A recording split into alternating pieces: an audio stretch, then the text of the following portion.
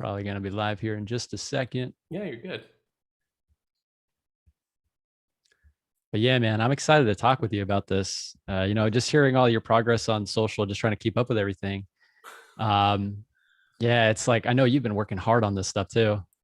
It's not. I mean, truly, it's not just me though. It's what is it? What do they say? If you want to go fast, go by yourself. If you want to go far, go together. Wise So words, yeah. yes, I have equally enthusiastic people all around that are working via sweat equity. So it's very humbling to say the least. Nice, nice. Yep. So we are live, Ryan. For Fantastic. everybody joining us, thank you all so much for joining. I hope you are doing well. I am joined today by Ryan, who is the founder of Project Muse and Muse Stake Pool. So Ryan, it's really good to have you, man. How are you doing? I'm doing fantastic. Minus a little thunderstorm coming through Houston earlier. We're doing good. We're doing good. Just had our weekly team meeting today, so lots of fun things going on. Very nice, very nice. Yeah, the weather you were telling me got kind of crazy. It's a little ridiculous, but kind of cut our team meeting short for a hot minute, but we got back on afterwards. So Gotcha. Well, yeah, man, it looks like we got a few people watching us. So hello, everybody. Thank you all so much for joining. I'm really glad that you guys were able to make it to our live stream today. So for those of you guys who just joining us, we are talking with Ryan. He's the founder of Project Muse. Project Muse is aiming to revolutionize the music industry. And what's really cool is that they're doing all this building on Cardano. So cool stuff that you're doing, Ryan. I'm hoping to ask you some questions about, what wakes you up in the morning. What's the rhyme behind the reason? So, well played. that was I can't even toast you because like my bottle's green. So yeah, well, I will say cheers to that water bottle though, because that is some cool stuff. Drinking from the universe, man. The universe water. That's So, awesome. yeah, no, I mean, I love music, right? So I'm a musician, and I'm a professional musician. And all that means by a professional musician, it means I make a living doing music. Now, that can be a various different amount of things. If you hear a little dog barking, that's my lovely little pound puppy. She's upstairs. But that can involve anything from being a touring artist to being a recording artist, engineer, composer, arranger, conductor. So just like any musician, you wear many different hats, and you do many different things, right? So I am a director of music at a church. I have 2 master's degrees, one in conducting, one in music education. I was a music teacher for about 5.5 years. I taught choir for high school. So public school teacher for the win. And so that's with all that comes with. And I also love tech. And so I'm marrying my 2 loves, my 2 passions. Now I'm married, so my first love is my wife, but my 2 passions are music and technology. I got to give you credit that one. That was a well played move right there. Yes. That's first love is covered already. Second love, there you go. Yeah, well, that's really cool, man. That's really cool. So it's nice to hear about your background. So you've got a background in education in the music industry, and seeing where we are now with Cardano and this really cool new industry with blockchain, and how those two can complement each other. So, what you have going on with Project Muse is something that I really resonate with because of some of the things that we had talked about. I know just from trying to learn more about what you were doing with your project. You had explained to me that the people that create, like the singers, songwriters, all these artists, what they're doing is they're using these, I guess, label companies, like these, I guess, intermediaries, so to speak, that are going to like give the rights for their content and make it available for public use and public consumption.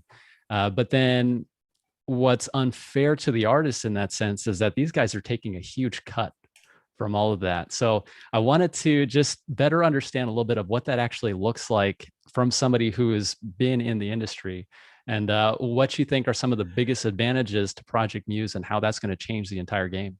Yeah.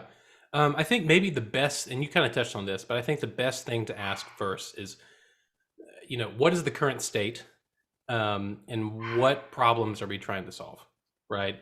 And I can tell you from my original vision for this, it was, I want to be able to put my music on a platform and not necessarily make a living, but at least make a comparable wage from my creative outlet, right? That was the very original goal. And so let's talk quickly about the state of the current industry, right? So right now, streaming services provide mechanical royalties, right? So when you have a piece of music, this is how it starts. This is a quick overview. You have a composer or a lyricist, right? So they either write the melody or the piece of music, they write it down, and they don't record it, but they do create it, right? At that point in time, you have a piece of music. That's a composer that gets royalties from the composition side, right? So they created it. At that point, you can have any artists in the world, if they have the right or ability to, they can take that composition and make a recording of it. And so then you have a different silo of, now you have recording artists and mechanical rights, mechanical recording rights. So they get paid based off of, like if they make a CD and things like that. The current way that things are set up, if I'm a musician and I want to make music for a living with my band, I have two ways to go about this, or three. Find a very rich patron who just very much enjoys everything I do, and they just pay for me to live, and I just sit and write music, right? And I get to keep my rights of my music, which that actually happened like back in the medieval days. Like they had, you had like kings and queens, and they would literally they would just have a musician on hire, like on hand. Like no joke, Queen Elizabeth, yeah, she had one. Nice. Yeah, and so, but minus having a very wealthy patron in your back pocket, you get famous off of the internet, and then typically a label comes and picks you up. But when they do that, it's terrible. They put these things, I just like to call them golden handcuffs. So what they do is they say, hey, we're going to give you a cash advance so you can live, and all you're going to have to do is just write music. We're going to pay you that upfront cash. And then most musicians who are not business people, right? That's just what it is. Musicians we like to make music. We don't like to necessarily think about how the sausage is made. We just want to make sure we can make music. Well, when they sign that contract, they give away 9 times out of 10, 100% ownership over their music rights. So at that point, when they're creating music under that contract, they don't own their music. They, so prime example, I'm really sorry about my puppy dog. She's being a little crazy.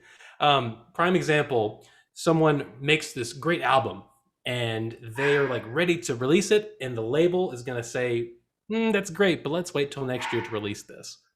And you go, what? And why? Because labels are all about making money. They're not about the art. So if they already have an artist who's making them a lot of money, they don't want to cut into the profits of that artist. So they're going to make this artist over here, who they own, wait to release that piece of that artwork for over a year, right? And that artist has no legal recourse. They can't do anything about it because they don't own it, right? And so basically you have artists who are making hardly anything from their creation, and record labels, they actually will not, they don't pay the artist much of anything until they have recouped their upfront capital, right? And so that's the kind of current state of where we are, right? And then just to let you give an example of the type of contract that they sign, a lot of the contracts, even to this day, have something called breakage, which is essentially the label's way of saying, hey, you know what? When you make a vinyl record and we deliver those vinyl records to stores, some of those vinyl records get scratched and they actually don't work anymore. So we're just going to go ahead and we can calculate, an average. And so we're going to go ahead and take that fee out, and pay ourselves back for that. Do you know any places that sell vinyl at this point? It's crazy that that's even still being talked about, right? I mean, as far as vinyl records, that was before like cassettes, so we had cassettes, CDs, and now everything's pretty much digital. So to think that that's still a thing.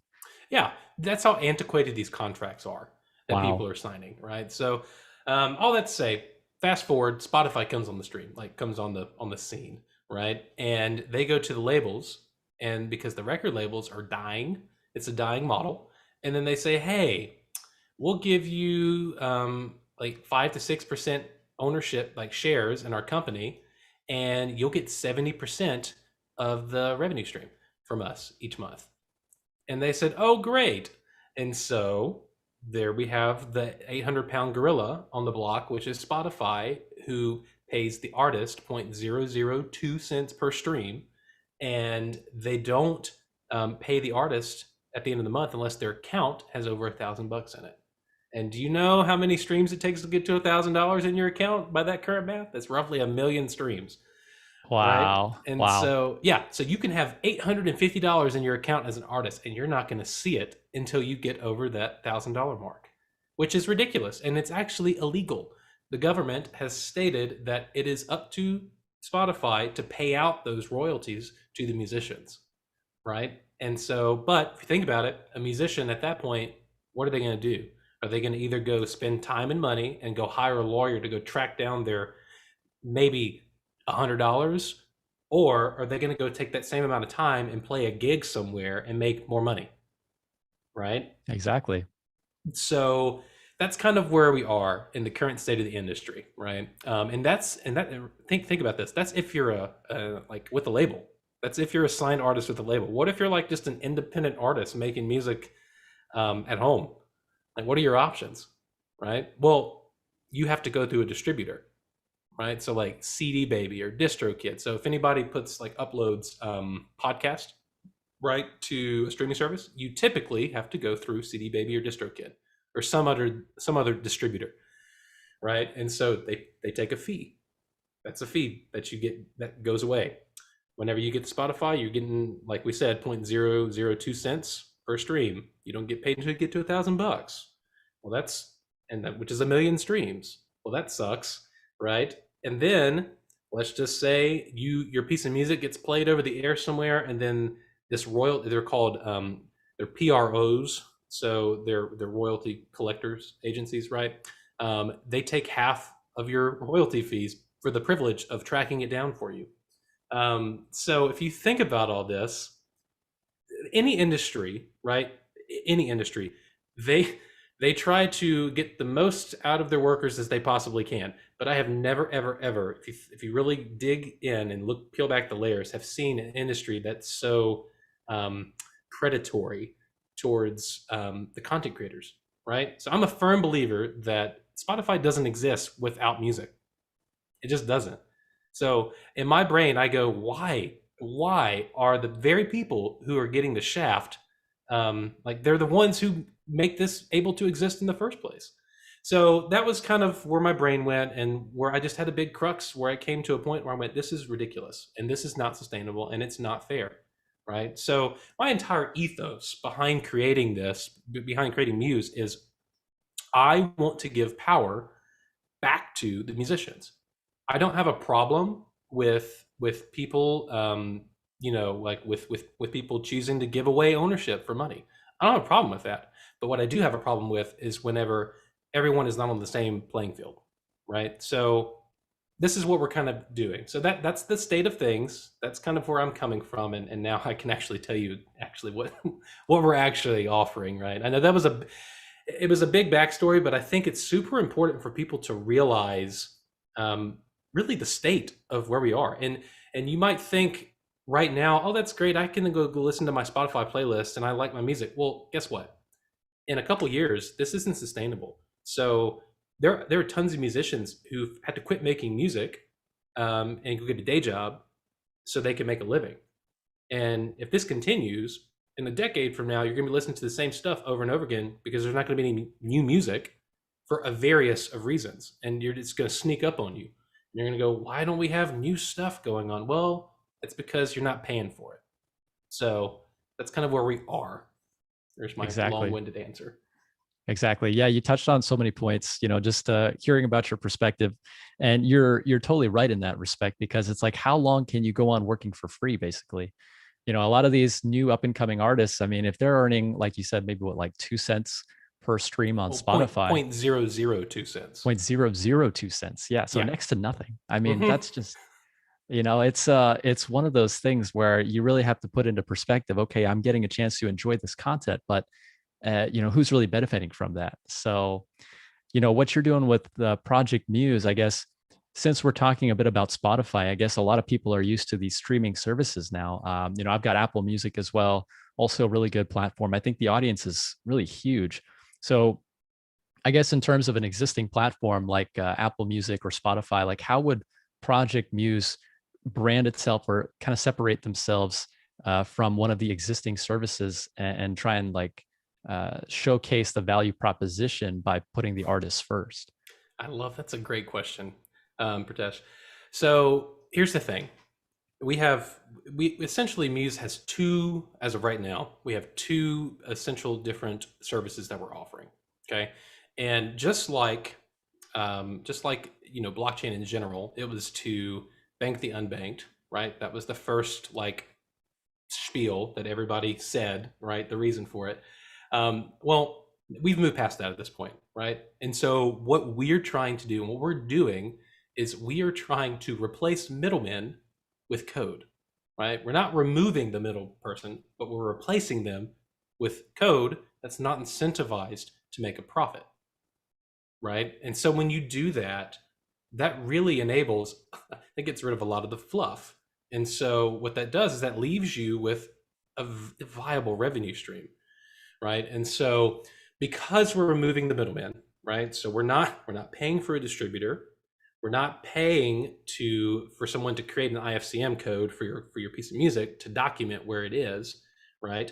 So by doing that, we're able to offer like the musicians or the content creators per stream at least anywhere between from the beginning of the platform between 1.2 to 1.8 times the amount that Spotify pays just per stream, right? And that's just from Jump Street. Now, as the platform grows, that price can actually increase because we'll have more revenue from the other side of this equation that I'll talk about in just a second.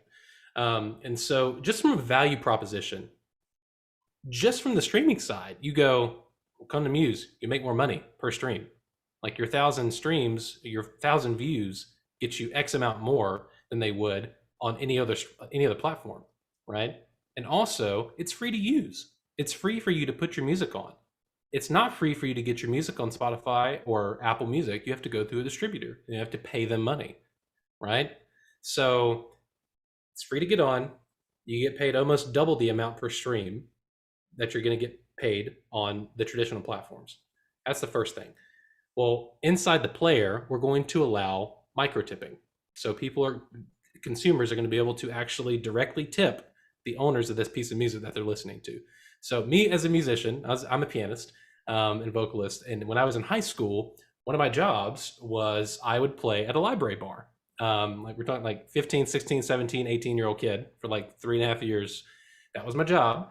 And I would go sit down for about 4 hours every night while people are getting drinks and smokes before they go to dinner. And I had a tip jar. And sometimes, I mean, any musician knows that like a tip jar is like this, I don't know, it's like this unicorn. You know, it can be just, sometimes it's fine, but then other times there's just that individual who's just like really feeling what you're playing. And next thing you know, you look up and there's like $100 bill inside your tip jar, and you go, "Thank you so much for gas this week. I appreciate you." Right? And so think about this. How many times have you been, late at night listening to a piece of music or something, right? And when people get distressed, when they're stressed out, when they're happy, any cultural thing, how do we communicate that? How do we express these emotions? Typically, it's through music, right? Like you listen to music when you're sad, you listen to music when you're happy, right? And so you think about how many people could get a lot of value from some artist creation to get them through something, and that they want to show, right? They want to show that appreciation. And micro tips, like you don't have to be that much, right? But that adds up. It's not the biggest form of revenue stream, but as an artist, you can really appreciate that, right? And so you might ask, well, how does that tip get to the artist directly? Well, this is the great thing. It's blockchain, right? It's smart contracts. We're going to be using parent and child tokens to represent ownership over music. So normally in the traditional model, right, as a musician, you go to a studio or at your house and you record your piece of music. That can be as simple as one person. They make a recording, they own all the rights to it. Or it could be as complex as you have, I don't know, a band, the main artist, mix engineer, mastering engineer, a producer, fill in the blank, right? And then a lot of times an artist will either pay like the mix engineer, mastering engineer, a flat rate fee just for them to do the mixing and mastering, or they could choose to give them partial ownership, right? So in the current world, there's contracts. You have to get a lawyer, do all this, blah, blah, blah, blah. And then you have another service that goes and collects the fees and pays it out, right? Well, they take cuts. Well, because when you're doing smart contracts, right, when you get ready to upload that audio file to the service, you put in all your metadata just like you do with DistroKid, but at the end, it's going to have this great little place that says list the entities that have fractional ownership over this audio file, right? And then you can list composer, arranger, major, like the recording artist, if there's any other, it doesn't matter, right? As many entities as you want. And then you can list the percentage that they own. And when you do that, it mints the audio NFT, the master NFT that lives on, that's hashed and right, and that lives in our storage solution, will be on chain, right? And we'll talk about that in a second. But then it also mints the child tokens, and those tokens represent that fractional ownership that each of those entities has. And at that point, at the end of the pay period, when people get their, when we have the subscription model, people pay it each month. It goes to the pot at the end of the month. However many streams that audio file gets paid, however many streams the audio file has in comparison to the total amount of streams for the month, they'll get paid out its amount of money, and then that goes to the parent token, and then that gets auto-distributed to the child tokens based off the percentages predetermined, right? So we're taking care of the payment structure from Jump Street, right? So traditional model, they didn't care about that. All they cared about was getting money to the labels and to Spotify. They didn't care about paying the musicians. That was an afterthought, and that's why between 15 to 30% of the royalties never make it to an artist from Spotify or any streaming service, right? That's not acceptable.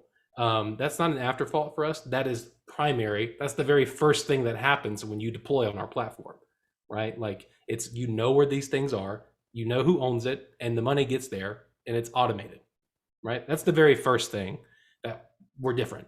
And then some people might look at us and go, well, what about Audius? Like, what about the Ethereum competitor?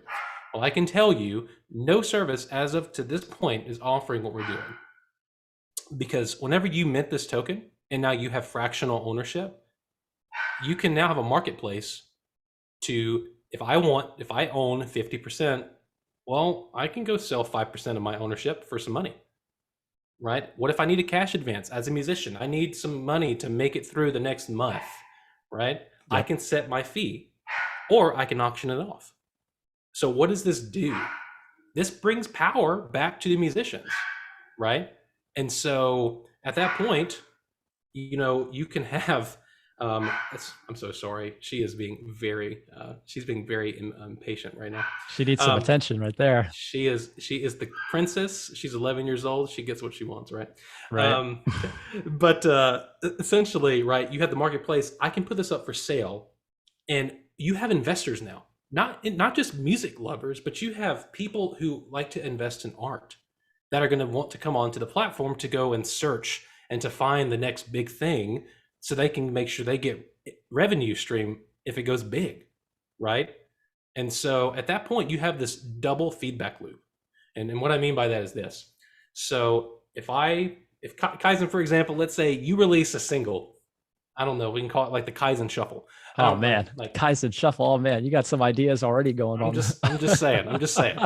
And so you release it, and you're going to offer 5% ownership that you're going to put up for auction, right? It's going to go to auction, and let's say I win it. I get it. Okay, I am now not just a consumer of you. Like, I'm not just going to like consume your music and then go about my business and not think about you.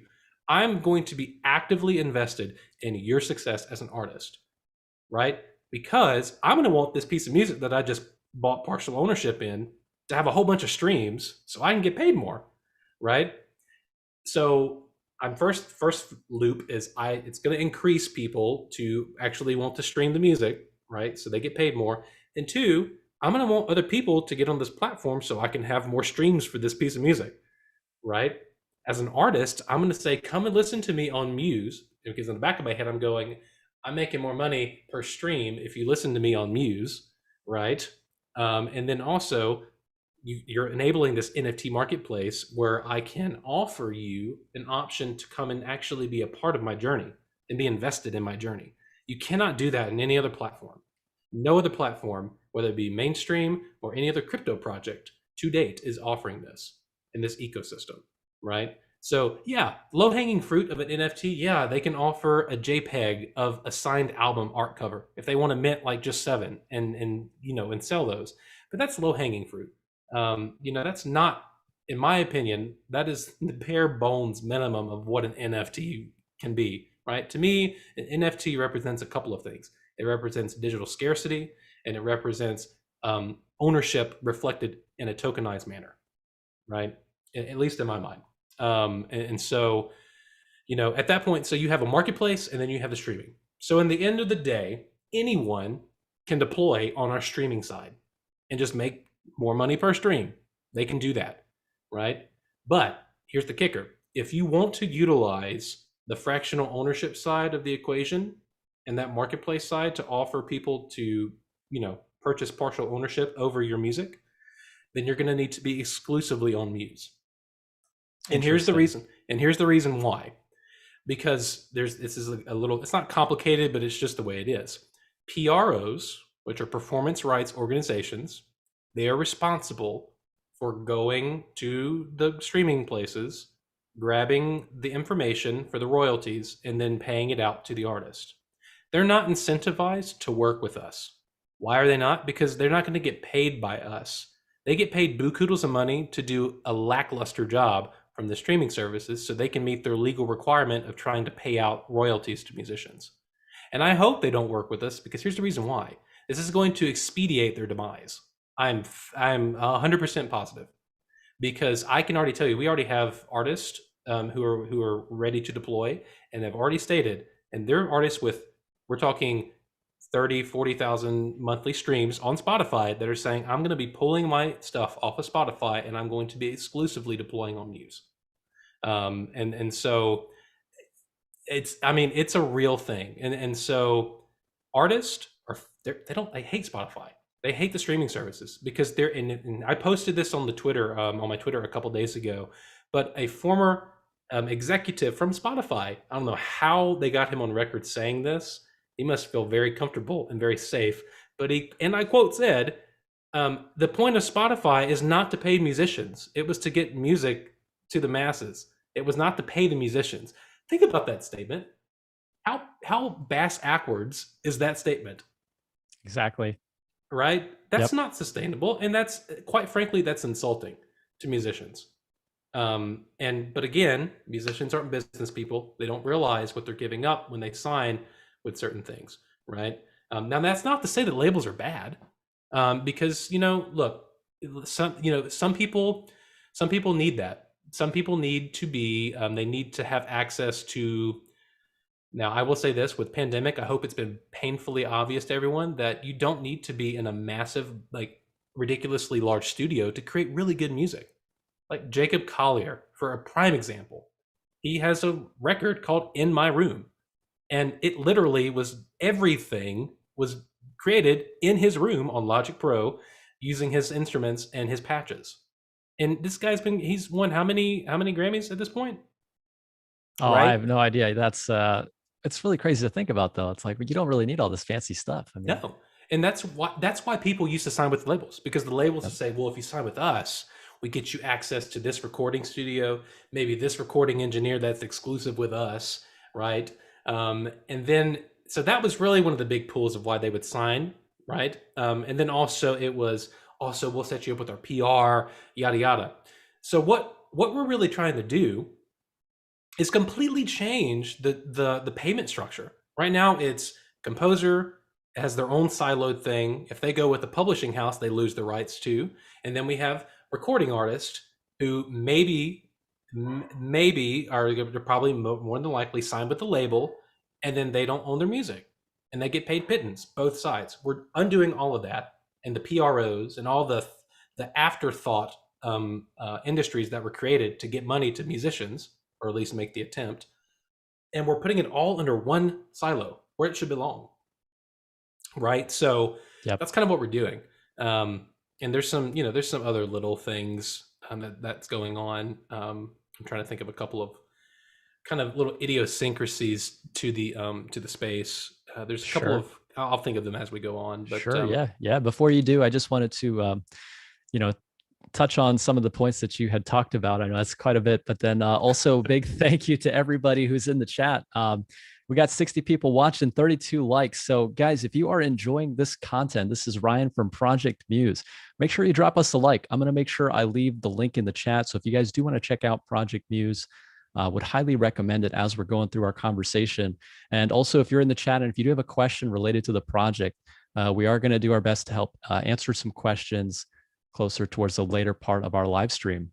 So Ryan, I wanted to just get back to a couple points before we move on. So you had talked about, a couple things related to the two token system, and then also how you plan on incorporating NFTs. So I'm really curious to know more about both of that. So now with your platform, so you're saying that pretty much any artist who decides to sign with Project Muse is going to have their artist specifically to that platform. Is that, did I understand that correctly? Or no. So remember, you don't sign with us. Like we're just a service, right? So, and it's open for anybody to use. You don't give away your ownership when you come on our platform. The whole point is you get to keep it and you get to do with it as you will, right? So what we are saying though is if you want to utilize the service of giving of being able to sell portions of your music, partial ownership, then yes, you need to be solely on Muse. Because let's just, for a prime example, let's say you deploy KAIZN Shuffle on Muse and you sell out 5%. Let's say you also put that piece of music on Spotify. Well, what happens to the royalties from Spotify? If I'm supposed to get 5% of those royalties from Spotify, how am I going to get that? Right? And the only way would be with that third party, which is that PRO. And again, they're not incentivized to work with us because we don't make them any money, right? So, but again, we're trying to get away from those people in the first place. So, but like I said, anyone can put their music on for streaming service. So here's one thing, right? I've been talking about people deploying as a one person, right? Well, here's the thing.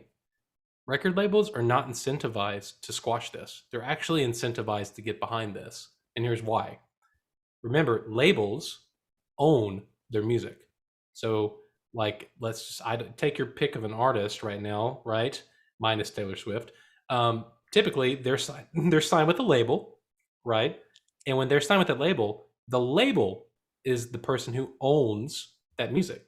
So the label can actually put that music on Muse, and they can make themselves the sole owner, right?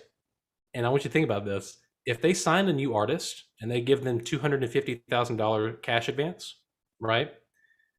Well, that's now, they need to recoup that, right? And labels are very risk adverse right now because they don't have much capital to deploy on a hope and a prayer that this artist might or might not go big, right? Well, this can offset risk for them. They can take that music that they just bought the rights to and gave $250,000 for, deploy that music on Muse, and then turn around and sell partial ownership of their own music to make the recoupables for the label itself. Gotcha. Right? I guess so. That's the idea of having the NFT, right? So like you have this verifiable, I guess, thing that's embedded on the blockchain, right? That represents your content or your music. Nobody else can really copy that or, benefit from that indirectly. Mm-hmm. Gotcha. So, and that's the thing, right? And so, like that is the power of this, and how we're basically using that. And so, and that's the thing, right? So labels can deploy on Muse, but they're going to need to, if they're going to give partial ownership away to make it recoupable, then they're going to have to be responsible for paying out those royalty fees if they choose to deploy on another streaming service, right? Oh, okay. I gotcha. So that's that's so basically the label has their own contract with the artist on their own side, right? So they can make all the revenue stream they want to from streaming on our platform, But at the end of the day, we're not responsible for the labels paying the artist, because that's a whole different contract, right? That has nothing to do with what we're actually providing. Does that make sense? Yeah, yeah, I follow you. I follow what you're saying. So I guess that kind of leads me to the second part of the question I had initially was with the two token concept. So like you have a parent token and you have the token that sits underneath that. So I guess the person who would own the rights to the content, so they would, I guess, receive these royalties from the parent token. And I guess the royalties paid based on that is with the token that's underneath that. Am I understanding that correctly? Yeah. So think of it like this: like, let's say you and I make a hit, right? We have a piece of music Yep. and we go to upload it, right? Let's just say we have 50-50 ownership. And when we upload our audio file, it's going to mint that parent NFT. That is the audio file. Okay. At that point, we have a wallet for each other, right? Each of us has a wallet. Okay. So when that parent token, we're going to have two child tokens concatenated within the parent token, one representing 50% ownership for the composer. We'll just call me the composer, and one for the artist, and we'll call you the artist, right? Yep. And so those two tokens will be associated with our wallets, and based off of that token association with our wallet, that's going to tell the parent token the distribution to make based off of who holds what token. I see. Okay. Does that make sense? And so if you're wanting to sell like partial ownership, then what you'd end up doing is it would be in the smart contract to burn that child token and remint the child token with the adjusted percentage of ownership, right? And so then it could make another child token to represent the part that you sold off to someone else. Does that make sense? Interesting. Very interesting. You thought about a lot of stuff, man. I mean, I was just trying to take it all in, just to think about how the user experience for some of these platforms, it's like you just hit a play button, you find your favorite album, but then here you are, coming in with these ideas of how, the artists are really getting the short end of the straw, and how can blockchain solve that problem? So it's really cool. And then you'd also talked about smart contracts. So I guess a lot of what we're waiting on right now in terms of what you're building is coming up, right? Yes, exactly. Yeah. That is a real thing.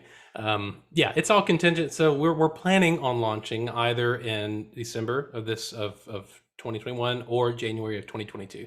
And that's really going to be contingent upon when the smart contracts really go live on the mainnet. Gotcha. Right? And so that's what we're going to be doing. And trying to think, there was something else I was going to say.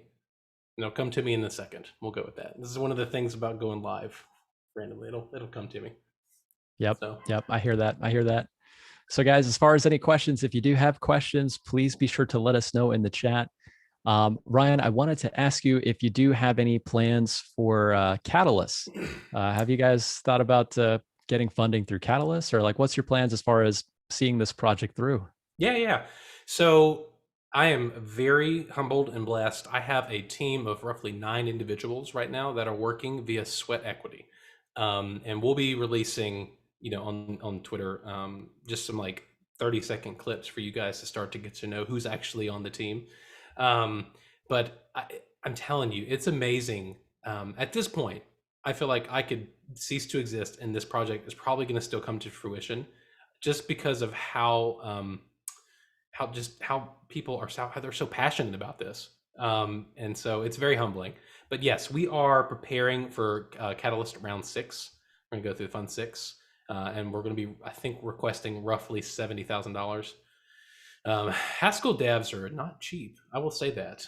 Developers are not cheap, especially in the blockchain space.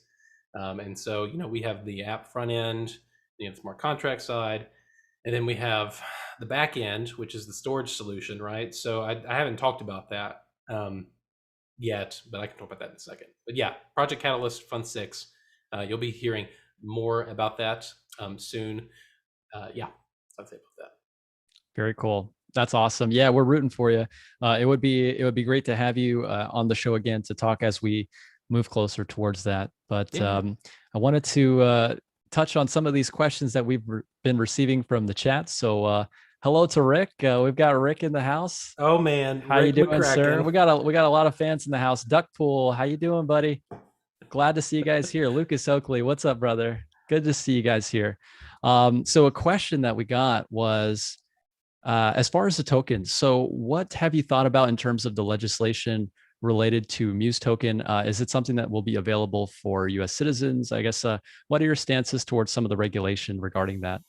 Yeah, so we are going to, so we have Muse Stake Pool, and that is, so when I started this, it was in my brain. I was thinking, okay, I'm going to use Stake Pool revenue to help fund, at least to help get this started, right? And so what we are going to do, we're not going to do a sale for Americans. Like it's going to be, we're going to let you know when it comes live on, like on an exchange, but it's just too hairy. We don't want people to run into any issues.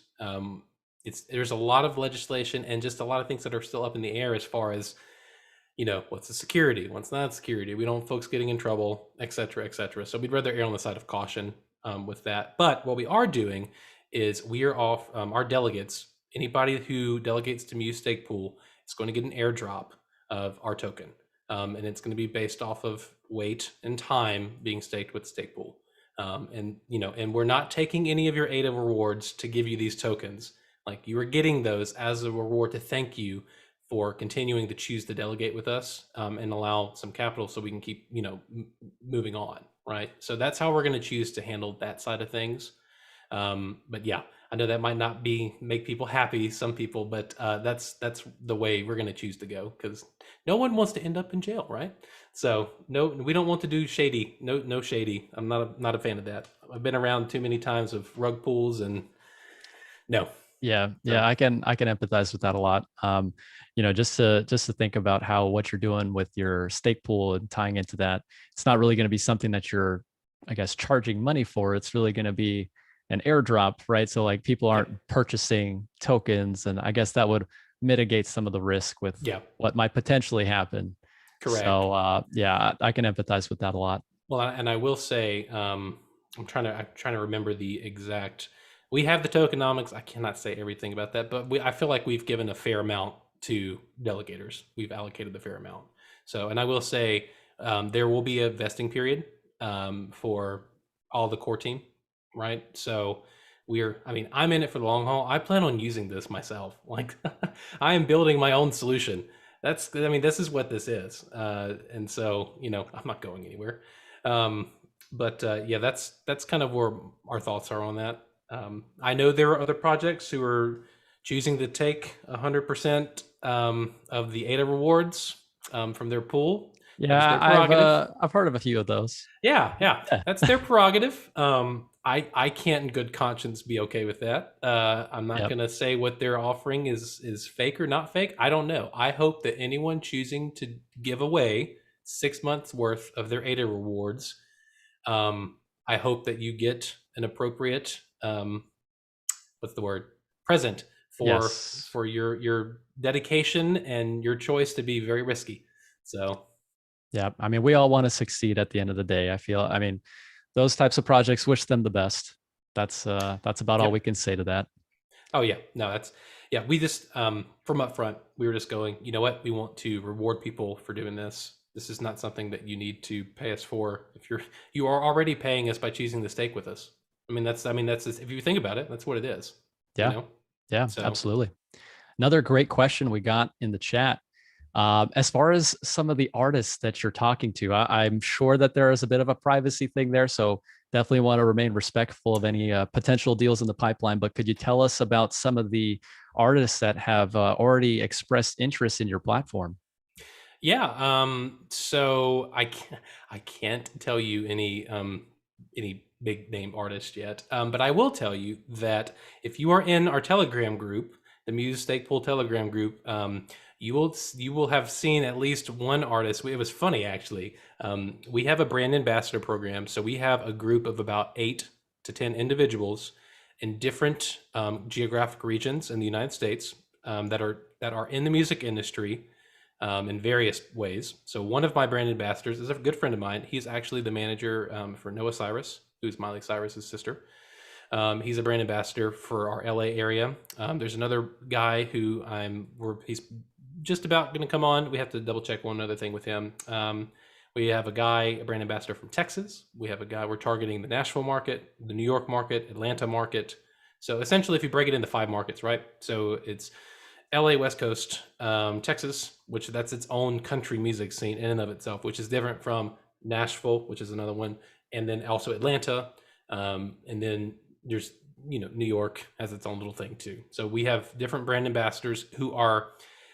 So one of our brand ambassadors was deployed on Spotify.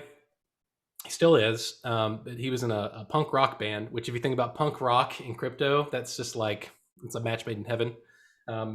Because most punk rockers are like, give it to the man, and crypto is that's their happy place, right? But it turned out that he posted some of his albums that are on Spotify, and a couple of our delegators were like, "Wait, oh my god, I listened to that so much when I was growing up. I didn't know that was you." He's like, "Yeah." He's like, "Well, I'm going to take this off of Spotify and deploy it only on Muse whenever we go live." So I can't give any names right now. Just know that we have about 2 or 3 A-tier artists that we are in talks with. We actually have we have a couple meetings with a couple of smaller labels. So let me just say this: getting music on the platform is not going to be the hard part. That's not the hard part. Exclusivity and utilizing the new tools that we're going to be allowing, that's not hard. That's just going to require education, right? So that's I know that didn't answer your question. I can't say yet, but I will tell you this: we will have a part on the page on the website, as musicians are onboarding.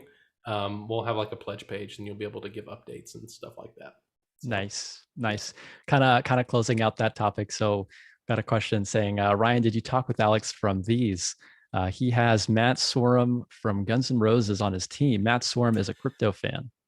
Yeah, from Theos. Actually, Theos. Yeah. So actually, I reached out, but I never actually heard anything from them, Rick. So yeah, I don't know what to say about that. So they might view us as a competitor, but it sucks for them. We'll see. That was a good question, though. One thing that came to my mind was, so if we're talking about a decentralized platform for music sharing and content streaming, I guess what does it look like in terms of storing the content? You know, like let's talk a little bit about that. So we are choosing, and I think I said this on Rick's podcast, but if you look at the crypto market in the crypto space, it is very much my team versus your team.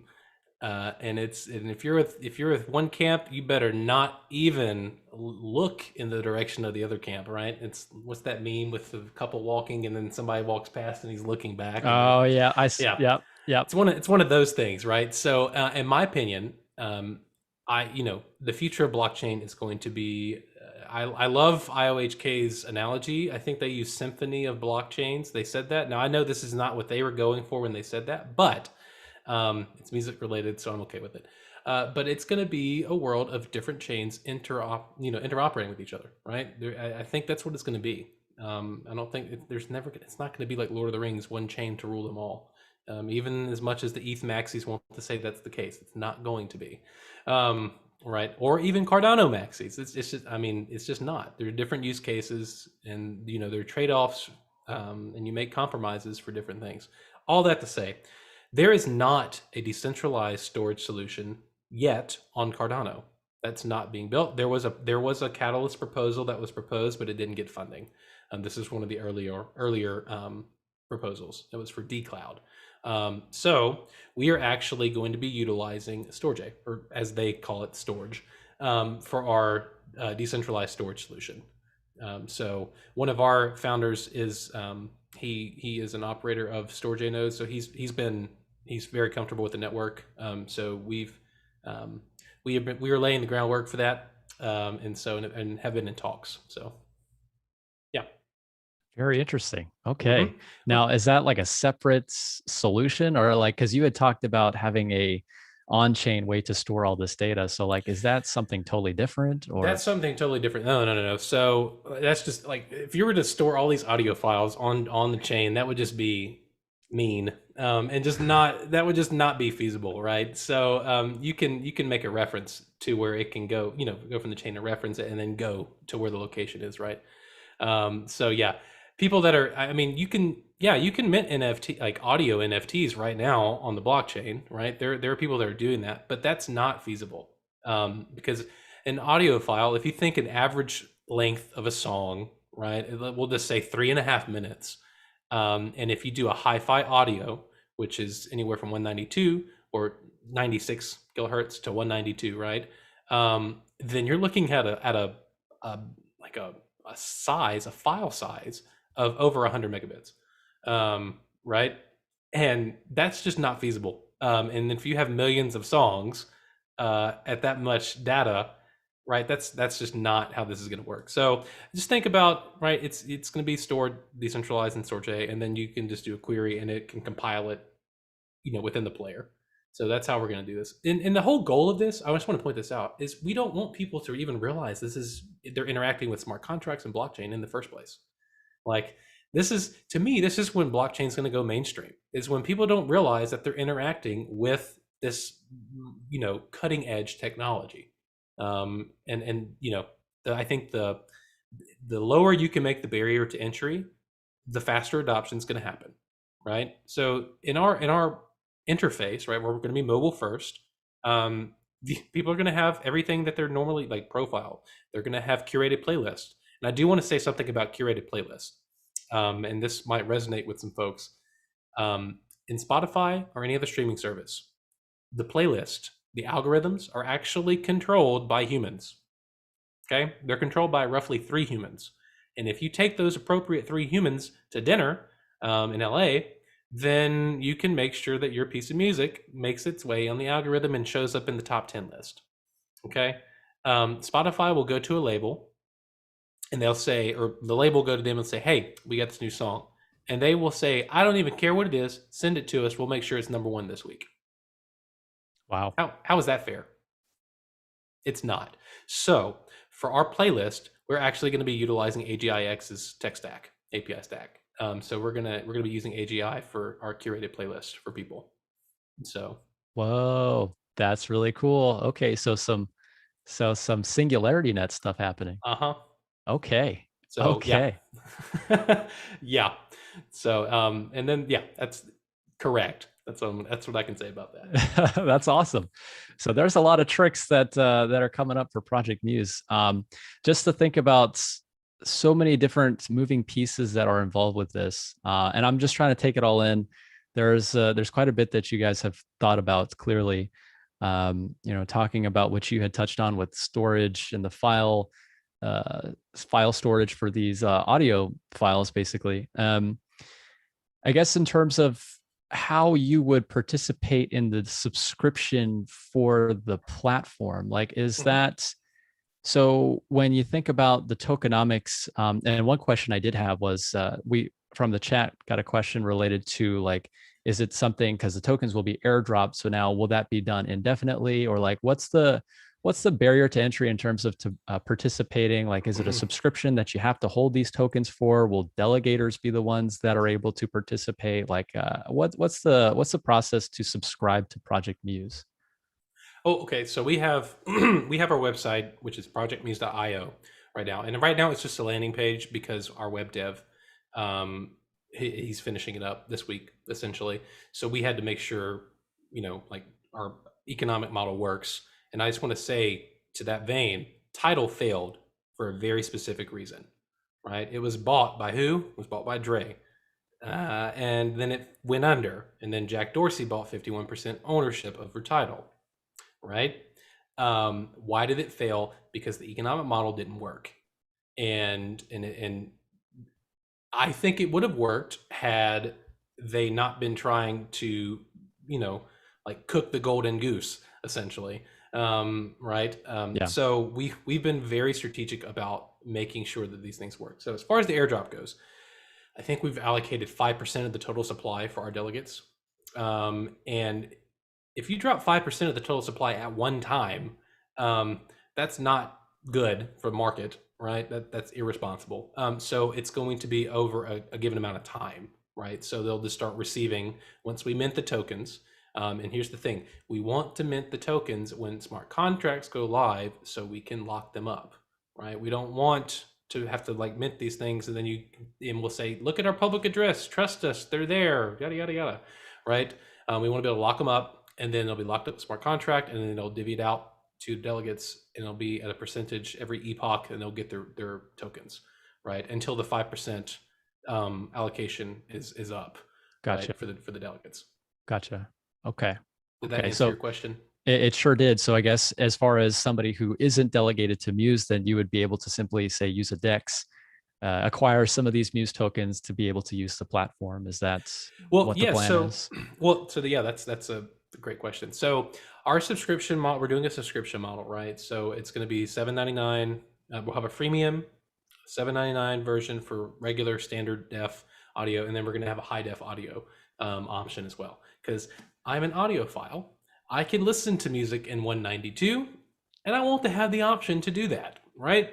Why else do I have these DT 1990 Pros? But those are the 3 subscription models. We're looking into a potential partnership, or not, we're going to utilize potentially. We're looking at possibly Uphold right now, which I know you and I have chit chatted about briefly, Yep. for the subscription model, right? So for the fiat on ramp, but artists that are using the platform, and when they deploy, they're going to have an option to get paid, and their choice of either USD stablecoin, or like hopefully around that time Sigma USD or something along those lines, right? Or our token for the platform. And so if you think about this, if you're an early adopter, early content creator to the platform, if you think the platform is going to grow and therefore the use and utility of the token is going to increase, right? Then you can choose to get paid 100% in our token, or any ratio that you'd like, and you get paid at the end of the month, right? It doesn't matter how big your account is, or how small your account is, you're going to get paid.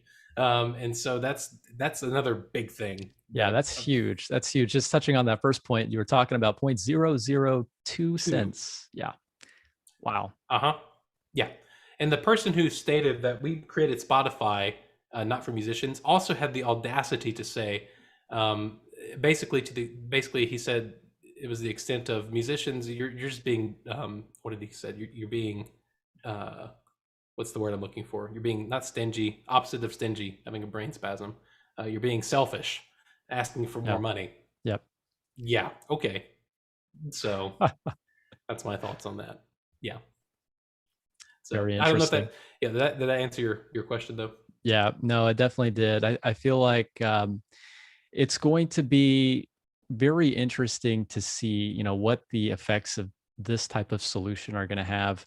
And I have a feeling that what we'll see also is, as more people become aware of the benefits, I mean, in terms of looking at it from an artist's perspective, this is just another way to get people involved with crypto and blockchain. I think that a lot of people see things like Dogecoin, they think about the owning a cryptocurrency on Coinbase and orange coin go up. But what you guys are doing with Project Muse, revolutionizing the music industry, I think what it does is it presents a very real use case. And as far as mainstream adoption, I mean, this is exactly what we're talking about here. So it's very exciting because it's like we're in the early days of all this. The tokens haven't even been minted yet, which is really mind blowing to think about. And it's smart that you guys are doing it that way, because what you had said is that you're trying to lock it up in these smart contracts. So right now it's like you are laying the foundations for the ideologies behind how you see the system working, and what the mission is and what the ethos is behind the project. So I think what you're doing is incredible, Ryan. I mean, I think that I think it's really going to change the game for a lot of artists, musicians, all over the world. It's going to be incredible. Well, I can tell you, any artist, when we are talking to them and letting them know what's going on, the reaction is, "Holy cow, this is amazing!" And then every one of them say the next thing. We need to get the word out, right? And so, Yep. And that's the thing, right? And that's where what I think is going to happen, and this is just me. Artists that deploy on our platform, they're going to bring their own fan base with them, right? And so what we're going to end up doing is I think our biggest, I'm not going to call it a hurdle, it's just the thing that we're going to have to do, is we're going to have to educate content creators and show them the tools that are going to be available to them. So the business model for a musician or a creator at this point is going to change. So normally it's I sign with the label so I can get all their PR and access to a recording studio. I mixed a piece of music that's going up for a Grammy this year from my home right now, off of these headphones. Right? You don't need a studio to do that. Right? Also, you don't need money for PR at this point. You have social media. So what artists are probably going to have to start doing now, and what would be more ecumenical for them, would be to deploy on our platform, get a little bit of capital by selling 5% off, right? Take that part of that money and go hire a social media marketing person to help push their brand, right? That's going to Yeah. get them so much farther than giving away everything for and then losing all creative license, right? And so that's what we're going to need to do is educate them on that and understanding, what power is going to be at their fingertips and what they're going to really be able to do. Like I had a musician just a couple days ago that said, "I'm so excited about this. I want to do a live concert. Can I offer tickets on your platform?" And I said, "Yeah." So like, and people talk about NFTs all the time, but what about just fungible tokens, right? So who's been to a concert that's been general admission, like mosh pit, right? Like you can offer specific seat numbers, right? You can do that with an NFT. You can offer general admission tickets through just a fungible token on our platform, right? Under your artist page. Like if you have an upcoming live concert, you can buy tickets here, right? And then you can just have a QR code and you scan it at the gate. When you walk in, you'll be done. So like, it's an entire ecosystem that's kind of being rethought, and it's going to be concatenated in this just one project. So Yeah. yeah, Beautifully packaged. I'm sure that the end user will have a seamless experience. It's going to be a mobile app, right? it's going to be mobile first. So Okay. we are working on a desktop version, but it costs money, right? So and Yep. when you do your research, people, it's mobile first now. It needs to be. Yeah. Um, I'm not going to be listening to music walking around with my laptop on my shoulder, like the '80s boombox thing. So yeah, Yeah. that's what we're tackling first. So Nice. Nice. Yeah, man. Lots of cool things that you're thinking about. So, Ryan, I really enjoyed the conversation. I think that we've been going for a good minute. We touched on quite a few questions here. I guess we'll turn to the chat. If okay, there is anybody who has any questions, I just wanted to say thank you again, everybody, so much for joining. I've really enjoyed this conversation today with Ryan, and some awesome questions from our live chat as well. I appreciate you having me on too. It's it's fun to just kind of educate people on the state of what is, right? Yeah. So Yeah, definitely. I mean, you're building something incredible, man. I mean, just to think about how large the music industry is, and then that is, here we are with blockchain. This is stuff in the idea phase right now, but we've got some incredibly talented people here, and then we've also got things like Project Catalyst. The largest decentralized innovation fund. I mean, there's so many tools available at our disposal now, and to think about what's really possible in the next 5, 10 years. I mean, we're just getting started. it's pretty powerful, needless to say. Yep. So Yep. Absolutely. All right, everybody. So it looks like we have dried up a little bit in the chat as far as questions. So, Ryan, I would just turn the stage to you. If there was any final remarks for our conversation today, we've been going for a while. yeah. As far as how people can learn more about Project Muse, as far as keeping up with your progress, and where can they go to find out more, and how can they support you? Yeah. Projectmuse.io is our website. If you would like to, directly support us going on and, stake to Muse stake pool, because that is, that's what I'm using it for. So if you're in a Telegram group, you can kind of get some, it's not necessarily behind the scenes, but you'll get some firsthand information. And it's a great place to meet, artists who are going to be deploying on the platform because, they get on there. And I will say that there's a lot of disgruntled musicians, and they are just waiting for a better solution. And as word gets out, more and more people get on. So, and there's a lot of people who aren't even involved in Cardano but they just know about blockchain. And then they realize, oh, we're building on this. Why are you building on this instead of, Ethereum, right? Then I just promptly point out that it costs what, like 5 ADA to mint 5 million tokens, I think, roughly, as opposed to your pick of gas fees, right? So then they figure out, oh, it's sustainable and eco-friendly, right? So, in comparison to Bitcoin and Ethereum. And so, right. Yeah. So, and that's another big thing. So they find out about all these things that they can do. And then they realize, oh, it's, we're being conscious about our footprint and et cetera. And then they get really excited about that. So, it's at this point, I'll be quite frank, it's not a matter of if this is going to happen. It's just a matter of when, because we have people that are very highly devoted to making this happen, which is a very humbling experience as a founder of something. So. Yep. 100%. Well, Ryan, I'm looking forward to keep up with your progress. I know you guys are doing some awesome stuff. For everybody who joined us for the live stream today, thank you all so much. Go check out Ryan. Go check out Project Muse and Muse State Pool. He's doing some cool stuff, so you don't want to miss it. And Ryan, thank you so much for coming on to speak with us again. I really enjoyed the conversation, man. Wish you all the best. Thanks so much, Pritesh. I really appreciate you having me on. Truly. Absolutely. All right, guys. Until next time, take care.